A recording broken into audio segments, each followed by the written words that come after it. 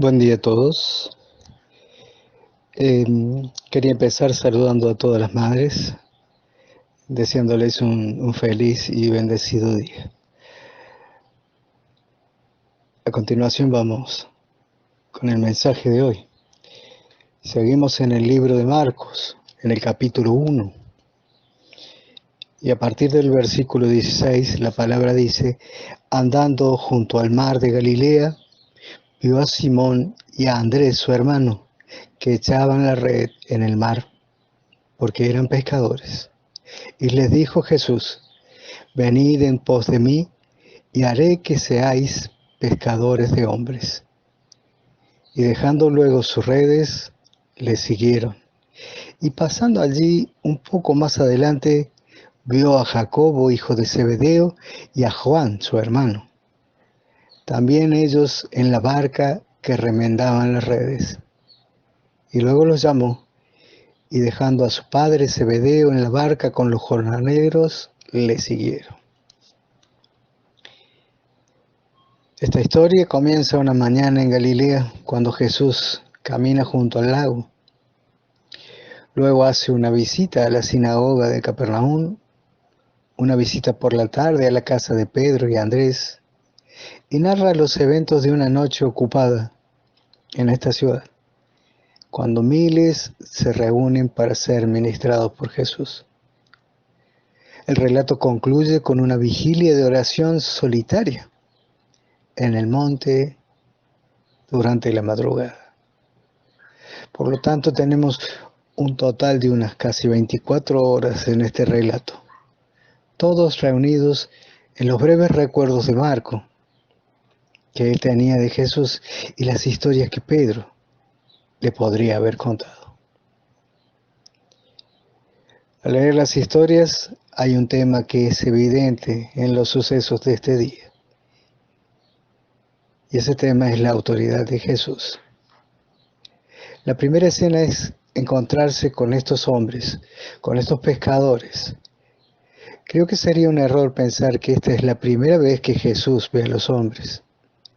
Eran discípulos de Juan el Bautista y Jesús ya los había conocido antes en Judea, e incluso lo habían seguido durante un tiempo como sus discípulos. Entonces, este no es su primer encuentro, pero esta es la historia oficial del llamado a un discipulado permanente. ¿Saben qué es lo notable de esto? Lo que impresionó a Marcos fue la llamada de Jesús y de su suficiencia sobre sus vidas. Él les dijo: síganme y los haré pescadores de hombres. Y al decírselos, Él está asumiendo toda la responsabilidad por esto. Estos hombres eran pescadores. Ellos pescaban peces. Eran pescadores simples, sin instrucción, hombres sencillos, hombres gobernados por sus propias pasiones, hombres con prejuicios y estrechos en sus perspectivas de vida. Esto eran ellos. Pero antes de que pudiesen convertirse en pescadores de hombres, tendrían que cambiar su pensamiento de pueblo por una opinión más universal. Ahora tendrían que aprender a caminar de una manera que dependa del Espíritu de Dios. Y es Jesús quien asume la responsabilidad de hacer esto. Y la verdad que esto me anima porque al llamarnos, tanto a usted como a mí, a realizar cualquier tarea, sabremos que Él estará allí. Pero fíjese bien, es el Señor mismo quien asume la responsabilidad de prepararnos para esta tarea. Por supuesto, esto es si lo seguimos o si nos rendimos ante Él. Y en esta actitud del Señor, Él no solo se compromete a equipar a estos hombres para la tarea a la que los llama, sino que también planea hacerlo de una manera que no afecte y conserve la personalidad de cada uno. Marcos nos relata lo que estos hombres estaban haciendo en el momento en que Jesús los llamó. Pedro y Andrés echaban sus redes al mar, tirando redes a cada lado del bote para poder pescar. Esto nos empieza a sugerir que se convertirían en evangelistas. Esta sería su tarea, la de acercarse y echarse a los que están a su alrededor.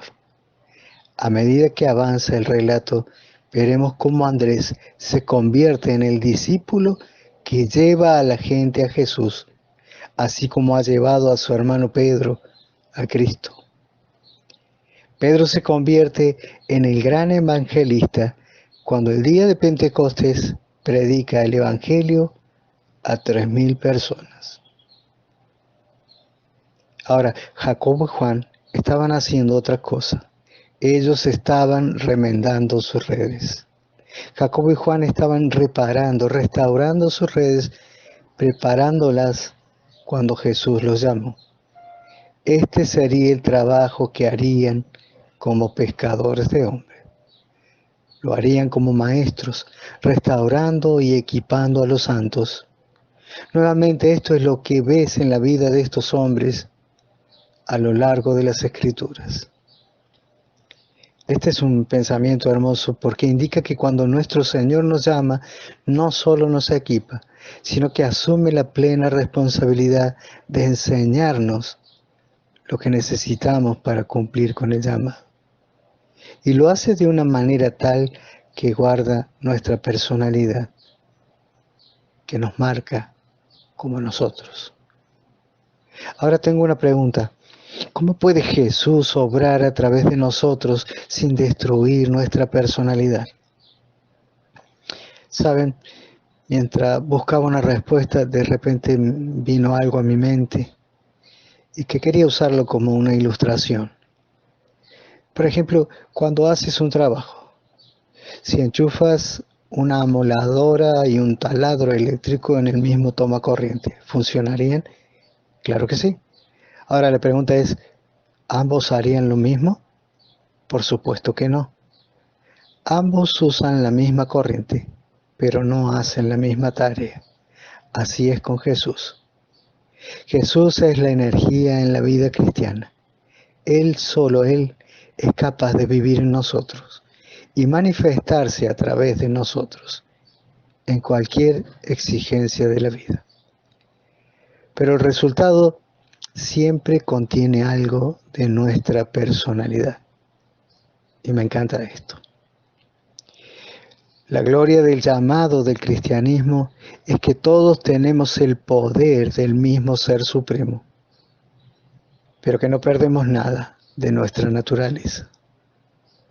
Por eso, Marcos está impresionado con esta asombrosa capacidad de Jesús, simplemente porque los hombres no actúan de esta manera.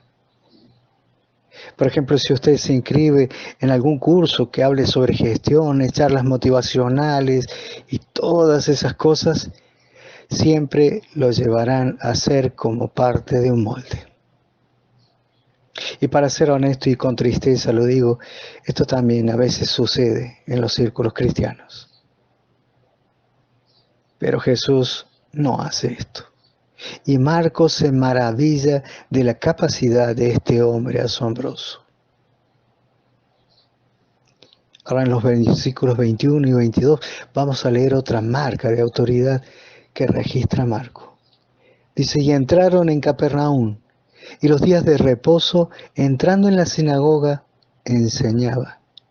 Y se admiraban de su doctrina, porque les enseñaba como quien tiene autoridad y no como los escribas.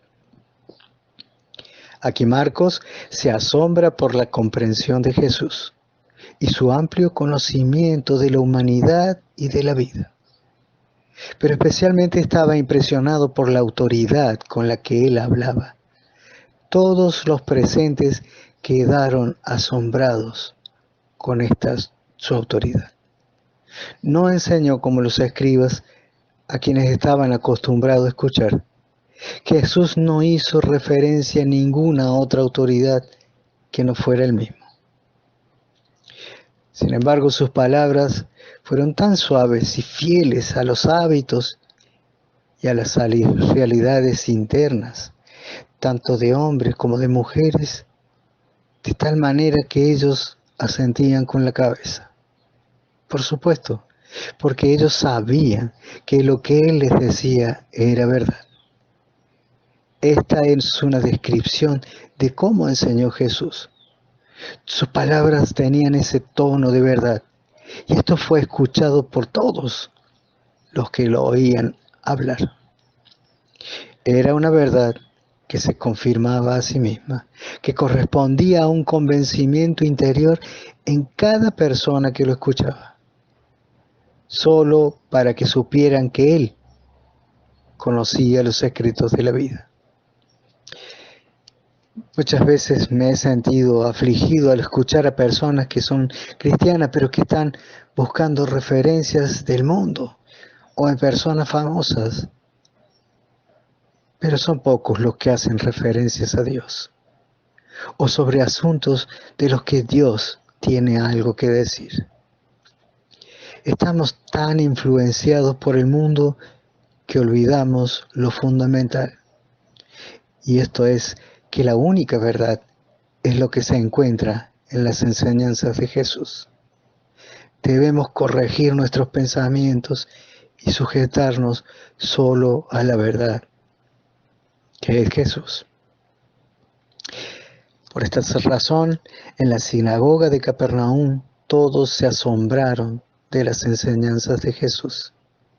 Y mientras leo las Escrituras y veo las cosas que dijo Jesús, me doy cuenta de que necesitamos los pensamientos de este hombre asombroso, mientras repasamos sobre nuestras vidas y la vida humana en general. Pero en esta historia siempre hay un pero. El versículo 23 comienza diciendo: pero había en la sinagoga de ellos un hombre con espíritu inmundo, que dio voces diciendo: ¿qué tienes contra nosotros, Jesús Nazareno? ¿Has venido para destruirnos? Sé quién eres, el Santo de Dios. Pero Jesús le reprendió diciendo: cállate y sal de él. Y el espíritu inmundo, sacudiéndole con violencia y clamando a gran voz, salió de él. Y todos se asombraron, de tal manera que discutían entre sí diciendo: ¿qué es esto?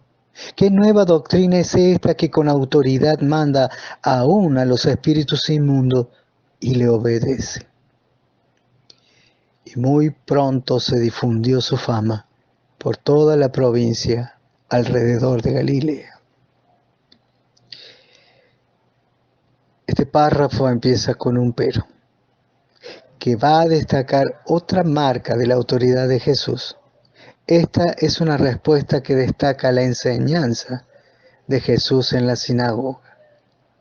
Marcos nos resume todo en la respuesta de estas personas en la sinagoga. Ellos estaban asombrados y dijeron con autoridad: Él manda aún a los espíritus inmundos y ellos le obedecen. Esto representa el mandato de Jesús. No hay duda de que el espíritu inmundo de este hombre se estaba revelando a las enseñanzas de Jesús y no podía soportarlo. En su prédica, el conocimiento de nuestro Señor demostró esa mañana, fue penetrante y revelaba el error del pensamiento oscuro de los hombres, de tal manera que el demonio fue torturado con la verdad de la palabra. Como resultado, explotó en esta furiosa interrupción diciendo: ¿qué tienes que ver con nosotros, Jesús de Nazaret? Yo sé quién eres, el Santo de Dios. Y Jesús lo reprendió, le ordenó que se callara. Pero cuando este demonio se enfrenta a Jesús, se ve obligado a dejar a la persona en la que habitaba. Y me encanta porque la palabra de Jesús sale con victoria desde el principio. Y aunque el espíritu es terco para irse, y a esto lo vemos en el modo en que convulsiona a esta persona y grita con voz fuerte, pero debe irse. Este es el punto. Porque el espíritu inmundo está dominado por un poder superior. Y a lo largo de los siglos, el único nombre al que los demonios han temido es el de Jesús. Es Jesús quien libera a los hombres, y es Jesús quien libera a los oprimidos, y también es Jesús a quien temen los demonios. Solo la autoridad de Jesús sirve para ordenar a los espíritus inmundos que obedezcan. Esta obediencia en particular fue tan notable para Marcos que él registra. Y muy pronto se difundió su fama por toda la provincia alrededor de Galilea.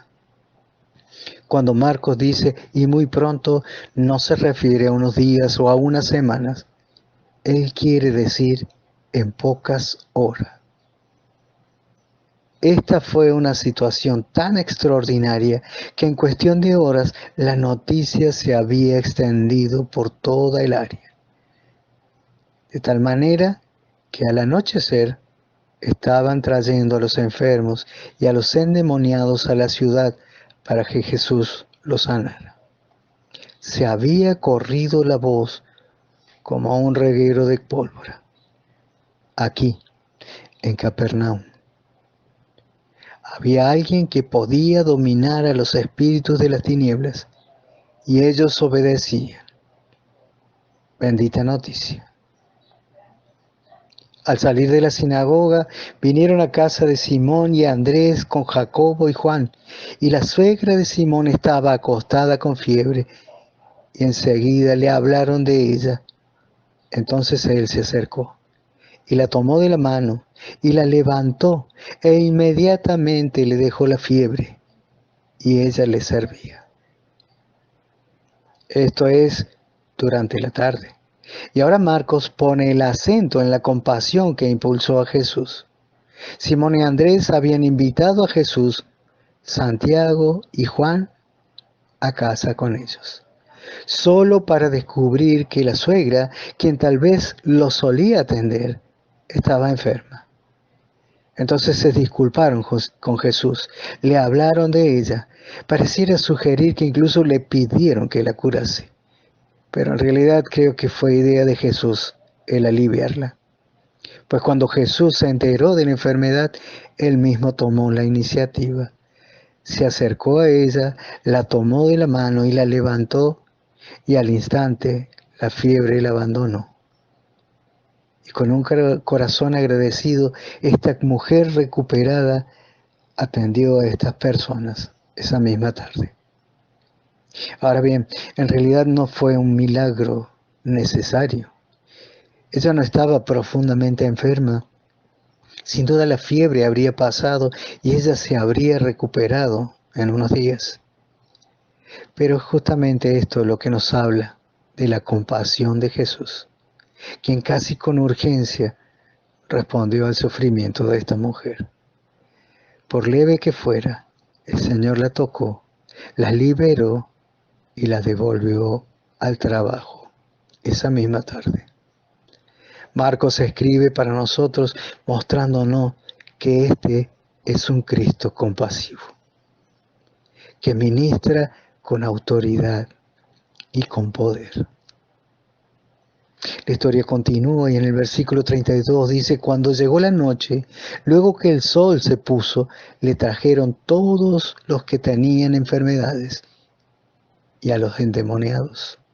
Y toda la ciudad se agolpó a la puerta y sanó a muchos que estaban enfermos de diversas enfermedades y echó fuera muchos demonios y no dejaba hablar a los demonios porque le conocían.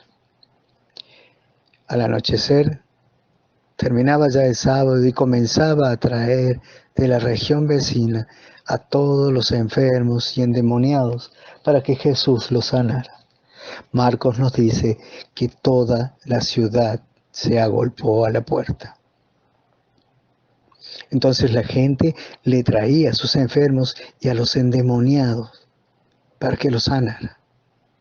¿Qué tiempo tan ocupado pasó Jesús en Capernaum? Marcos nos cuenta del asombroso control que Jesús ejerció sobre estos demonios. Yo digo que les impuso una cuarentena vocal.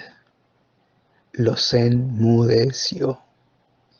No les permitió hablar porque lo conocían. Ahora presten atención a esto, porque esto es muy revelador.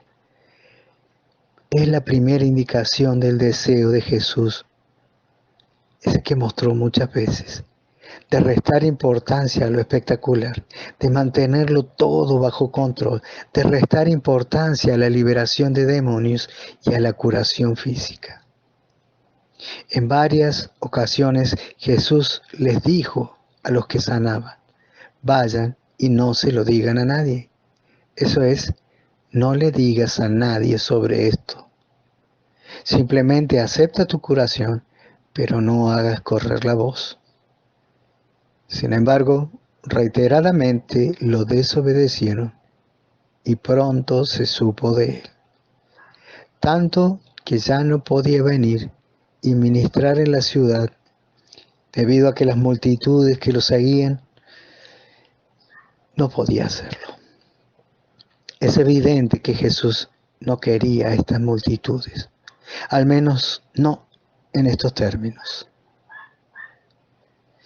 ¿Qué contraste es esto con algunas personas de hoy? Hoy hay curanderos que se dedican a publicitar sus campañas de sanación y tratan de atraer a multitudes sobre esta misma base, resaltando lo espectacular que lo hacen. Pero saben, no hay nada de esto en la Biblia. Incluso con los apóstoles, las sanidades físicas que ocurrieron en sus ministerios fueron minimizadas, al igual que en el de Jesús. Nunca las anunciaron. No hay un registro en las escrituras de personas dando testimonios públicos para aumentar las multitudes, o de ser atacados por el poder de Dios, o de las teatralidades que se ven en la actualidad. Simplemente porque son totalmente antibíblicos. Ahora Dios sana y agradece a Dios por las sanaciones físicas. Pero en el mejor de los casos, no solo bendiciones temporales. Lo que Jesús resalta continuamente es la curación del espíritu del hombre. La curación de la amargura, de la hostilidad, de la lujuria, de la ira, de la preocupación, de la ansiedad y del espíritu crítico. Esto es lo que Él, después de la liberación de estas cosas feas y malas, porque esto es de valor eterno. La curación del espíritu es algo permanente. Entonces Jesús da la espalda a la aclamación. Trata de reprimirla y mantenerla bajo control, a fin de estar libre para un ministerio que es de mayor importancia. Versículo 35 continúa diciendo, levantándose muy de mañana, siendo aún muy oscuro, salió y se fue a un lugar desierto, y allí oraba. Y le buscó Simón y los que con él estaban, y hallándole le dijeron, todos te buscan. Él les dijo, vamos a los lugares vecinos, para que predique también allí, porque para esto he venido. Y predicaba en las sinagogas de ellos en toda Galilea, y echaba fuera los demonios. Después de este día completo, y qué día, ¿verdad? Vemos que qué ministerio tan pesado tuvo nuestro Señor ese día. Esto incluye la curación que hizo en la noche. Marcos registra que temprano en la mañana, antes de que amaneciera, Jesús salió a la ladera de la montaña y allí, solo, Él oró. Pero ni siquiera allí estaba salvo. Sus discípulos interrumpieron su comunión y le dijeron que todos los estaban buscando. Y es en este momento cuando Jesús nos revela el corazón y la razón de su oración, por lo que Él nos dice en su respuesta: vamos a los lugares vecinos para que predique también allí, porque para esto he venido. Esto es por lo que Jesús estaba orando, para que Dios lo guiara, para que se abrieran puertas, para que se prepararan los corazones en las ciudades a las que iría después. ¿Por qué Jesús buscó así el rostro del Padre en estas horas de presión? La única respuesta a la que podemos llegar es que quiere dejar en claro que la autoridad que tenía no venía de Él. Esto es lo que nuestro Señor está tratando de transmitirnos continuamente en las Escrituras, que no fue su autoridad con la que actuó, tenía que recibirla del Padre. La razón por la que Jesús destaca esto es porque esto es lo que Él quiere que aprendamos. Debemos actuar sobre estos mismos principios. La respuesta a las demandas normales y ordinarias de la vida y el poder para hacer frente a ellos deben provenir de nuestra confianza en Él. Él, quien obra en nosotros. ¿Se dan cuenta?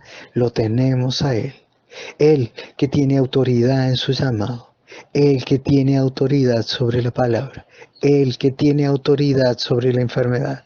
Él que tiene autoridad sobre los demonios. Este es el secreto. Todo ese poder para vivir la vida cristiana no proviene de nosotros, ni aun cuando hagamos nuestro mejor esfuerzo para servir a Dios, sino que todo viene de Él. Y esto es lo que se nos concede al momento o a la medida en que se nos hace la demanda. Pero ten en cuenta que ese poder es dado a los que lo siguen, a los que lo obedecen. Pues el Padre obra en el Hijo y el Hijo obra en nosotros. A medida que nosotros aprendemos esto, se nos dará el poder para satisfacer las demandas y las necesidades que están por venir. Es por esto que Jesús estaba en la ladera, orando, solo. Él estaba teniendo una relación intensa con el Padre, solo para que no hubiese ningún obstáculo para fluir el Espíritu de Dios a través de Él. Asimismo, actúa hoy, porque Él no ha cambiado. La oración es la llave para obtener de su confianza y su poder. Y es así como debemos obrar, pues como recién lo decíamos, el Padre obra en el Hijo y el Hijo obra en nosotros. Gracias, Padre, por este recordatorio. Ayúdanos a comprender que es así como debemos vivir hoy, recordando que es el mismo Dios que está vivo y ese mismo poder está disponible hoy. Te lo pedimos en el nombre de Cristo.